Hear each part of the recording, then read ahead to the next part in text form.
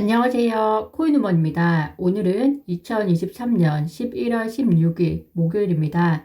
바쁘시겠지만 잠깐 1초의 시간을 내주셔서 구독과 좋아요, 알림 설정 정중히 부탁드립니다.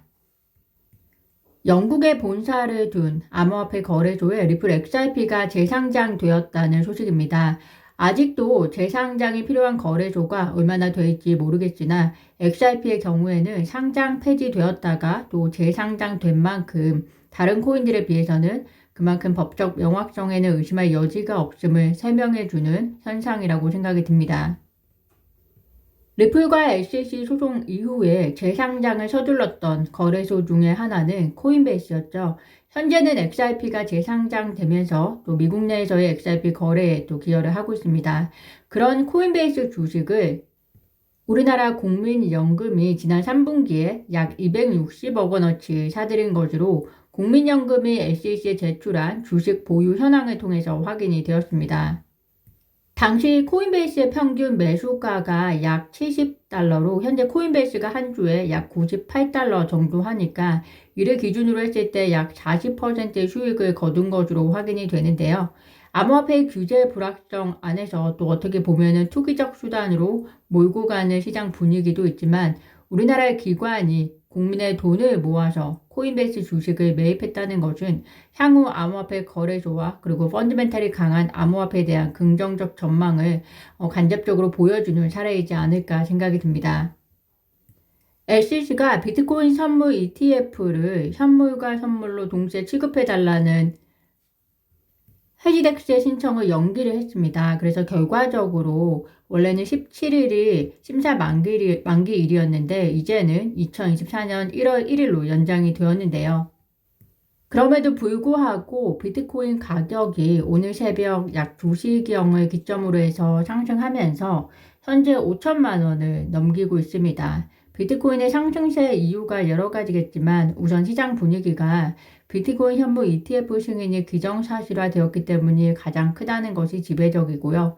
여기에 추가한다면 이 시각 현재 CME 패치에 의하면 12월 금리 동결이 100%로 보이는 것으로 설명할 수 있을 것이라고 생각이 듭니다.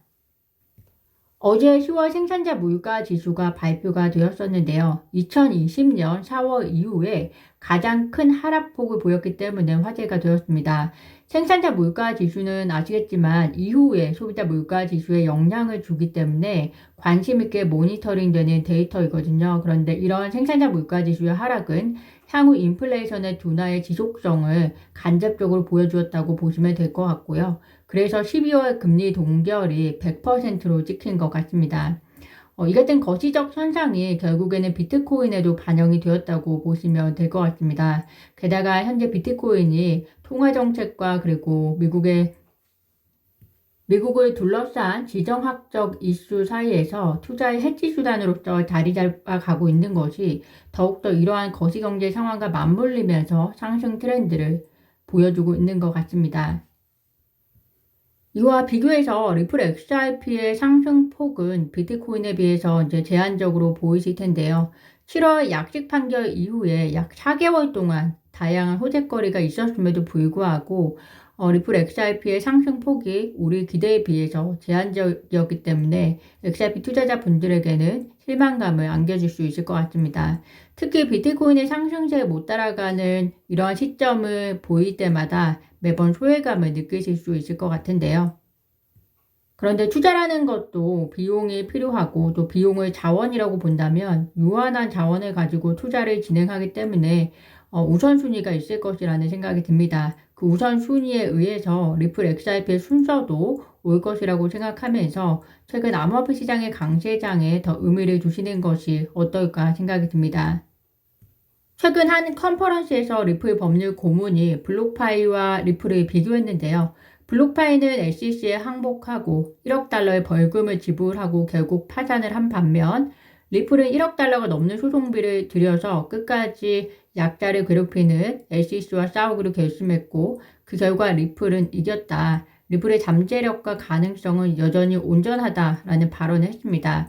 다행히 우리가 좀 더 긍정적으로 볼 수 있는 것은 투자자로서 리플의 잠재력과 가능성이 온전히 펼쳐지는 그 시기를 볼 수 있는 선택의 여지가 있다는 것이 굉장히 중요할 것 같고요. 또 그 잠재력이 펼쳐지는 시기와 리플의 타이밍이 맞물렸을 때에는 더 많은 가격적 희소식이 있지 않을까 기대를 해봅니다.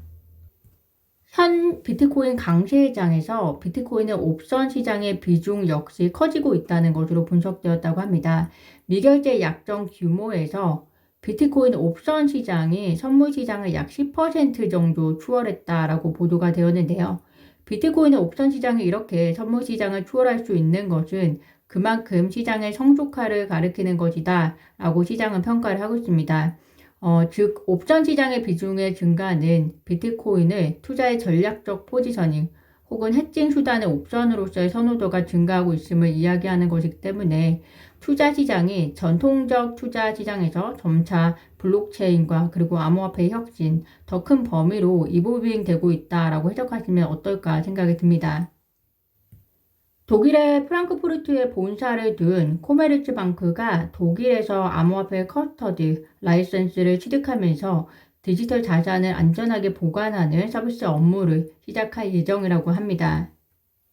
그리고 또 카자흐스탄은 CBDC를 공식적으로 론칭하면서 이를 삼성페이와 애플이 결제를 지원할 예정이라고 하는데요. 이제는 기존 전통 투자 기관 그리고 결제 기업, 기술 기업들이 점차 협력을 통해서 새로운 디지털 통화, 암호화폐 시대를 열어가고 있는 것이 조금씩 보여지고 있는 것 같습니다. 이더리움 초기 ICO 관계자 스티븐 네레이오프가 비탈릭 부테린의 사기 혐의 폭로가 48시간 안에 공개될 예정이라고 합니다. FTX 사기보다 큰 내용이라고 계속해서 강조해 왔는데요. 어떤 내용인지, 그리고 사회적 파장이 클지, 아니면 하나의 해프닝으로 끝날지, 아니면 암호화폐 시장에도 영향을 줄지 공유해 드리도록 하겠습니다. 오늘 제가 준비한 소식은 여기까지입니다. 오늘도 영상 시청 진심으로 감사드리고요. 구독과 좋아요, 알림 설정은 코인 우먼에게 큰 힘이 됩니다. 감사합니다.